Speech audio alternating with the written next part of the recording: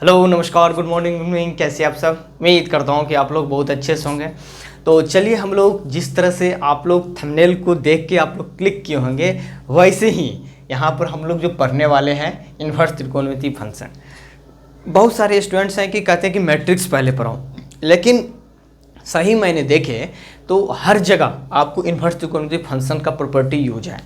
क्या? जब आप मैट्रिक्स पढ़ते हैं, जब एक मैट्रिक्स किसी दूसरे मैट्रिक्स के साथ आप लोग जब ऐड करते हैं, सब्ट्रैक्ट करते हैं, तो क्या वहाँ पर इन्वर्स त्रिकोणमिति यूज नहीं होता है? त्रिकोणमिति वहाँ पर यूज नहीं होता है? बिल्कुल होता है। सबसे ज़्यादा तो आप लोग को ये प्रॉपर्टीज है, यूज होता है sin square theta plus cos square theta क्या होता है? 1 होता है। जब एक मैट्रिक्स को किसी दूसरे मैट्रिक्स के साथ हम लोग जब जोड़ते हैं तब।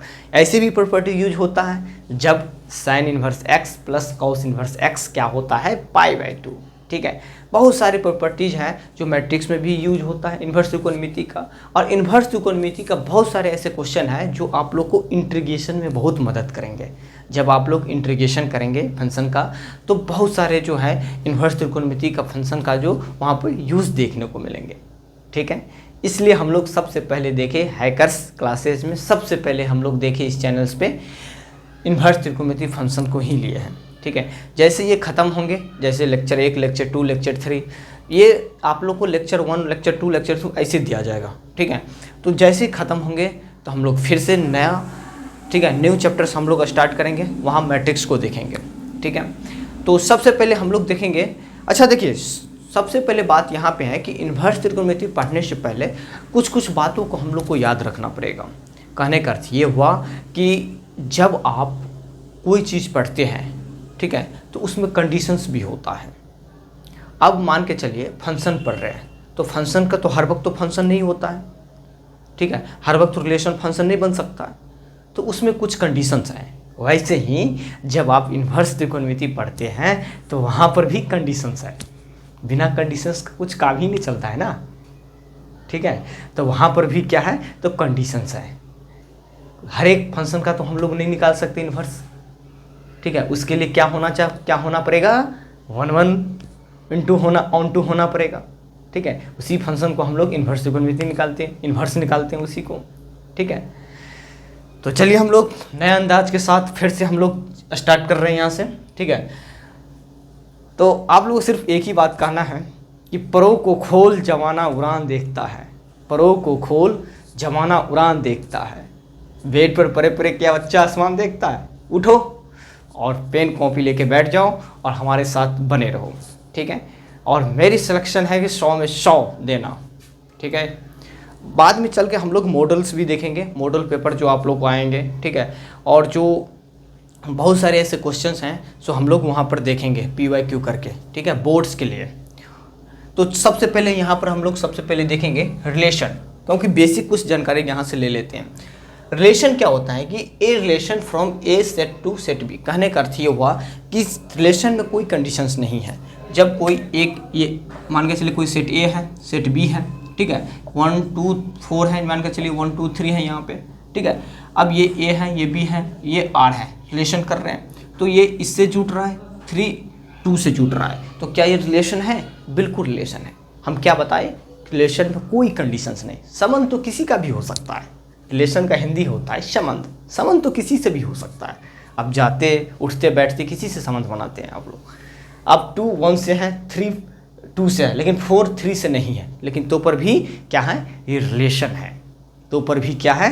तो रिलेशन है। ठीक है, समझिए बात को। अब हम लोग थोड़ा सा आते हैं कि फंक्शन। ठीक है, इसमें हम लोग देखेंगे ये सब क्या होता है। सेट ए के जितने भी एलिमेंट है वो क्या क्या होता है? वो डोमेन होता है। ये क्या होता है? डोमेन होता है। और ये क्या होता है? सेट बी के रेंज होता है। ठीक है, ये हम लोग आगे की ओर थोड़ा सा देखेंगे, फंक्शन में देखेंगे इसको बढ़िया से। अब फंक्शन क्या है? तो फंक्शन ये टेढ़ा है, ये रिलेशन से बिल्कुल ये टेढ़ा है। ठीक है, इसको सीधा करेंगे हम लोग। ठीक है, कंसेप्ट के माध्यम से। अब फंक्शन है कि a function F from A to B. ठीक है, a special type of relation which associate to each and every element of set A unique element of set B. ठीक है, देखिए फंक्शन एक तरह से रिलेशन ही है, लेकिन स्पेशल टाइप है। ठीक है, लेकिन रिलेट्स करेगा किससे? Associate to each every elements of set A. Set A के जो प्रत्येक एलिमेंट है वो सेट बी के एलिमेंट से क्या होनी चाहिए? तो जुड़ना चाहिए। ये इसकी डिफिनेशन बता रहा है। अब कैसे जुड़ पाएगा? अब देखिए, अब हम कुछ यहाँ पर एग्जाम्पल लिखे हैं। यहाँ पर देखिए कुछ हम लोग यहाँ पर एग्जाम्पल लिखे हैं, इनसे हम लोग समझते हैं। ठीक है, देखिए कुछ समय लग जाए, हो सके वीडियो थोड़ा सा आगे चला जाए, ठीक है, लेकिन आप लोग को गारंटी है कि आप लोग यहाँ पर कंसेप्ट सीख कर ही जाएंगे। ठीक है, अब देखिए सेट ए है और सेट बी है, सेट ए है और सेट बी है। क्योंकि इतना समय इसलिए ले रहे हैं क्योंकि जब हम ऑफलाइन में पढ़ाते हैं, ठीक है, तो वहाँ पर तो बच्चे से कनेक्ट होते हैं, आँख में आँख मिला के बात करते हैं, समझ में आया कि नहीं समझ, वो तो बताते हैं। लेकिन जब ऑनलाइन किया है, ठीक है, तो आप लोग तो है नहीं यहाँ पर प्रेजेंट, ठीक है, तो इसलिए मुझे यहाँ पर धीमा करना पड़ता है। ऑफलाइन यदि ऑफलाइन रहता तो कोई दिक्कत नहीं, ऑनलाइन में थोड़ा सा धीरे धीरे करके चलना पड़ेगा। ठीक है, तो अब यहाँ से देखिए कि सेट ए है और सेट बी है, इसमें फंक्शन हमें डिफाइन करनी है। तो हम यहाँ पर क्या बताए कि जब कोई फंक्शन होता है तो सेट ए के जितने भी एलिमेंट हैं सेट बी के साथ क्या होनी चाहिए? तो जुड़ना चाहिए। क्या होना चाहिए? तो जुड़ना चाहिए। ये क्या होता है? रिलेशन भी है और फंक्शन भी है, फंक्शन भी है। कहने का अर्थ ये हुआ कि देखिए सेट ए के सारे एलिमेंट जुड़ा हुआ है कि नहीं सेट बी से? बोलिए हाँ हाँ हाँ हाँ बिल्कुल। अब सेट ए के जितने भी एलिमेंट हैं वो सेट बी के सारे एलिमेंट जुड़ा हुआ है। देखते हैं एक एलिमेंट से जुड़ा हुआ है, सेट जुड़ा हुआ कि नहीं? बिल्कुल। तो ये क्या है? ये फंक्शन है। रिलेशन तो है ही है लेकिन फंक्शन भी है। अब दूसरा को देखिए एग्जाम्पल को। अब इसमें हम लोग कंडीशन बनाते हैं कि सेट ए है, ठीक है, ये इससे जुड़ा हुआ है, ठीक है, और ये इससे जुड़ा हुआ है।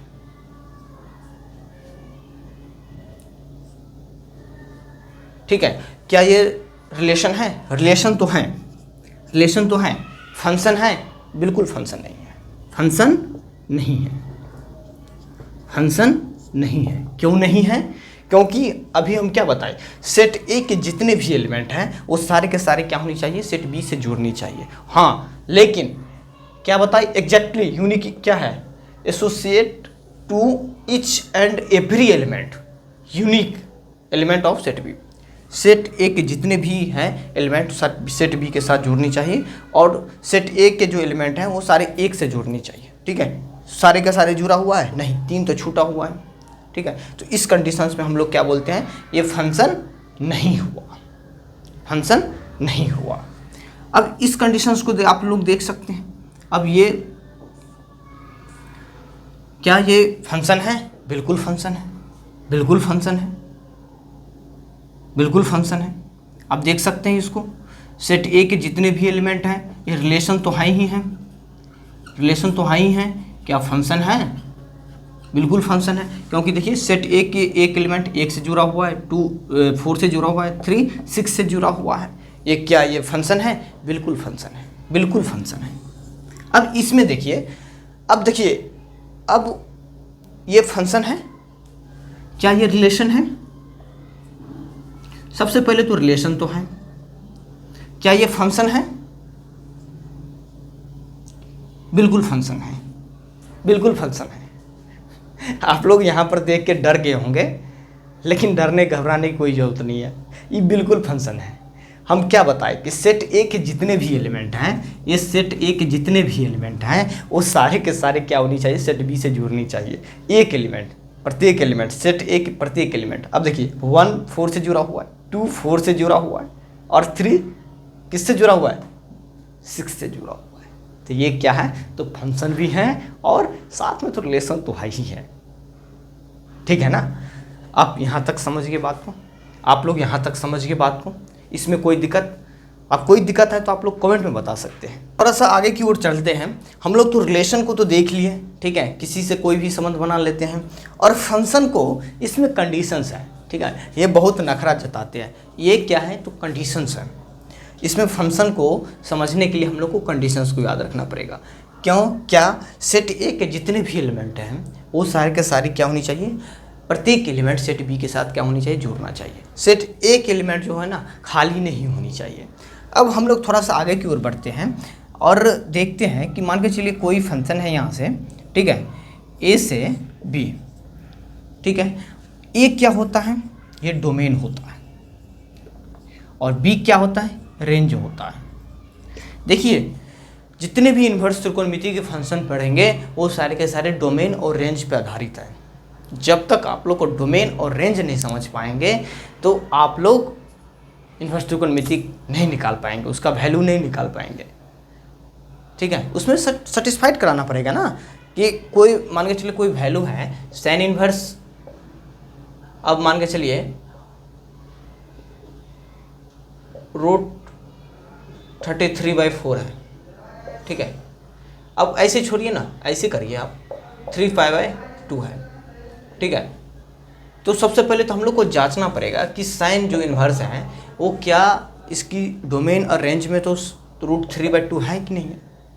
जिसकी इसकी रेंज है -1 से 1, क्या उसके बीच में तो लाई तो कर रहा है, -π/2 से π/2 तो इसका रेंज होता है, वो तो क्या वो सेटिस्फाइड तो कर रहा है, बिल्कुल। ये हम लोग को देखना पड़ेगा, ठीक है। हम लोग आगे की ओर देखेंगे। तो इसमें जो हम लोग देख रहे थे सेट ए के जितने भी एलिमेंट हैं वो सारे के सारे क्या होता है, डोमेन होता है, और सेट बी के जितने भी एलिमेंट हैं वो सारे के सारे क्या होता है, तो रेंज होता है। अब बात यहाँ पे आता है कि इसी को हम लोग डोमेन रेंज दिखाएंगे। तो सेट 1 का जो एलिमेंट, सेट ए का जो एलिमेंट 1 4 के साथ क्या है, रिलेट्स है, ठीक है। 2 किसके साथ है, 5 के साथ, 3 किसके साथ है, 6 के साथ, ठीक है। 1 2 3 ये क्या है, सारे के सारे ये डोमेन है, और ये 4 5 6 ये क्या है, रेंज है, ठीक है। ये क्या होता है, ये रेंज के हो सारे के सारे, ये क्या होता है, ये डोमेन होता है, ठीक है। अब हम लोग थोड़ा सा आगे की ओर देखेंगे। ये लिखे हैं कि 1 और इंजेक्टिव फंक्शन कब होता है। अब 1 और इंजेक्टिव फंक्शन होता क्या है, बोलता है कि if distinct elements of A have distinct image A and B. अब कहने का अर्थ ये हुआ, इसको हम f a into f b, इसको हम क्या बोल सकते हैं, ए इक्वल्स टू बी भी बोल सकते हैं, ठीक है। ए इक्वल्स टू बी भी बोलते हैं। अब कहने का अर्थ हुआ कि ये 1 है, बिल्कुल 1 है।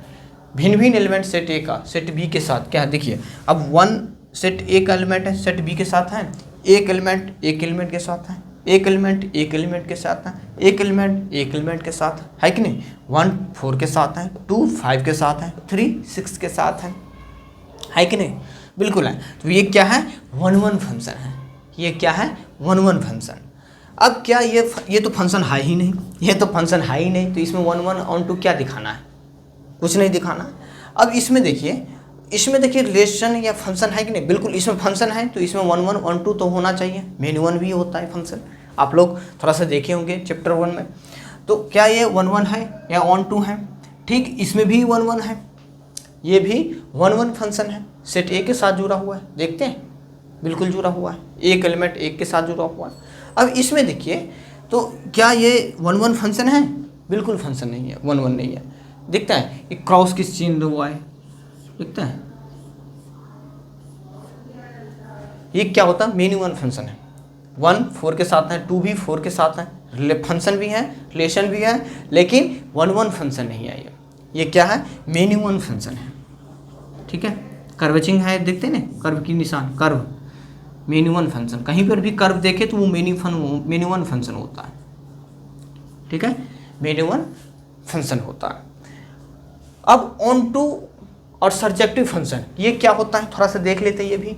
If for every element b belongs to B, इसको बिलोंग पढ़ते हैं, ठीक है, इनसे जुड़ा हुआ belongs to, there exist some a belongs to A such that f a equals to b. अब कहने का अर्थ ये हुआ कि हम लोग 1 टू सर्जेक्टिव कब बोल सकते हैं। अब इसी में हम लोग देखेंगे तो देखो इसमें ये क्या होता है, ये रेंज होता है, ठीक है। और सेट बी के जितने भी एलिमेंट होता है क्या होता है, रेंज होता है। और सेट बी के भी जितने भी एलिमेंट होता है वो क्या होता है, कोडोमेन होता है, कोडोमेन होता है, ठीक है। रेंज इक्वल्स टू कोडोमेन, कहीं पर भी देखें जब रेंज कोडोमेन के बराबर है तो उस कंडीशंस में हम लोग क्या बोलेंगे, ऑन वन फंक्शन बोलेंगे, जिसको सर्जेक्टिव फंक्शन भी बोलते हैं।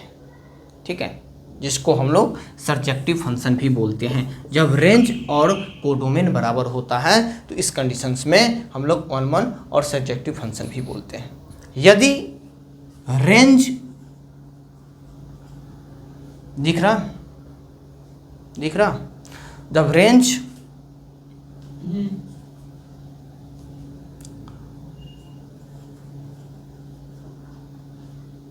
कोडोमेन,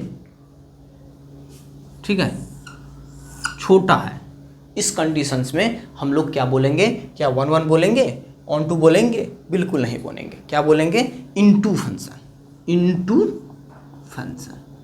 ठीक है, इनटू फंक्शन। जब रेंज कोडोमेन से छोटा है तो इस कंडीशन पर क्या बोलेंगे, इनटू फंक्शन बोलेंगे। जब रेंज कोडोमेन के बराबर है इस कंडीशंस में हम लोग क्या बोलेंगे, ऑन टू फंक्शन।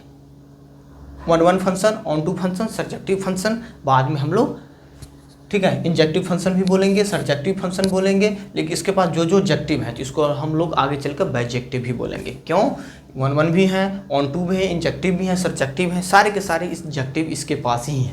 ठीक है, ठीक है। और इनटू फंक्शन के हम लोग एक कंडीशंस है कि इनटू फंक्शन में हम लोग थोड़ा सा देखेंगे, जिसमें क्या होना, रेंज क्या है, कोडोमेन से क्या होना चाहिए, छोटा होनी चाहिए। ठीक है, और कोडोमेन क्या होता है, सेट बी के सारे एलिमेंट हैं। ठीक है, और इसमें क्या आप बता सकते हैं, इसमें रेंज क्या है, कोडोमेन क्या है? बिल्कुल, इसमें सेट बी के जितने भी एलिमेंट हैं वो टच किसके साथ है, 1 के साथ 4 है, 2 के साथ भी 4 है, 3 के साथ 6 है। ये कितने हो गए, और 4 और 6 क्या होता है, ये रेंज में आ जाएगा।